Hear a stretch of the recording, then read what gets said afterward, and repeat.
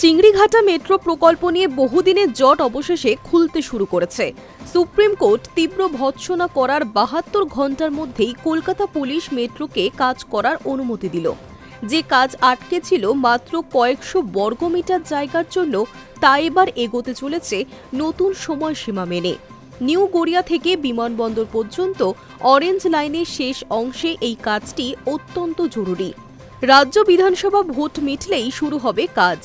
Kolkata traffic পুলিশের বিজ্ঞপ্তিতে জানানো হয়েছে, 15ই মের পর থেকে চিংড়িঘাটায় মেট্রোর কাজ শুরু করতে পারে RVNL।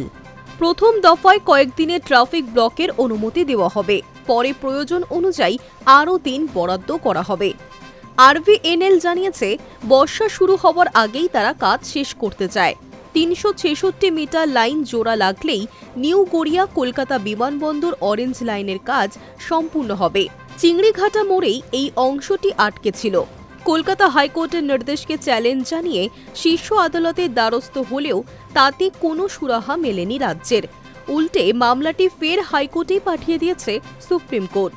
২৩শে মার্চ সুপ্রিম কোর্টের প্রধান বিচারপতি সূর্যকান্ত মিশ্র, বিচারপতি জয়মাল্য বাগচি এবং বিচারপতি বিপুল মনুভাই পাঞ্চলির বেঞ্চে মামলার শুনানি হয়। আদালত স্পষ্ট জানায়, চিংড়িঘাটা মেট্রোর বকেয়া কাজ এগোচ্ছে না রাজ্যের গাফিলতির কারণে। উন্নয়নমূলক কাজকে রাজনীতির মধ্যে টেনে আনা উচিত নয়। রাজ্য সরকার মামলাটি প্রত্যাহার না করলে সরাসরি খারিজ করে দেওয়া হবে। সুপ্রিম কোর্ট কলকাতা হাইকোর্টের আগের নির্দেশই বহাল রেখেছে, যেখানে রাজ্য সরকার পুলিশ কমিশনার, জয়েন্ট কমিশনার এবং ডেপুটি কমিশনারকে এনওসি দিতে বলা হয়েছে। চিংড়িঘাটার মাত্র ৩১৬ বর্গমিটার এলাকা জুড়ে কাজের অনুমতি না মেলায় পুরো প্রকল্প থেমেছিল। ওই মোড়ে মেট্রোর পিলার ও লাইন বসাতে হলে কিছুদিন বাইপাসে যান চলাচল নিয়ন্ত্রণ করতে হবে, এমনটাই জানিয়েছিল নির্মাণকারী সংস্থা ও মেট্রো কর্তৃপক্ষ। কিন্তু রাজ্য সরকার সেই অনুমতি দিচ্ছিল না বলেই অভিযোগ। বহু বৈঠক, হাইকোর্টের নির্দেশ, সবকিছু সত্ত্বেও সমস্যা কাটছিল না।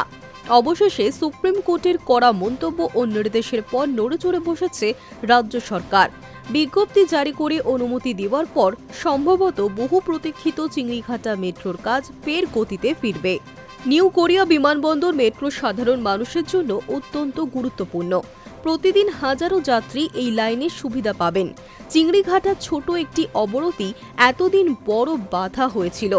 এবার আদালতের হস্তক্ষেপ ও নয়া অনুমতির ফলে কাজ ফের শুরু হওয়ায় প্রকল্পটি দ্রুত সম্পূর্ণ হবে বলেই আশা করা হচ্ছে।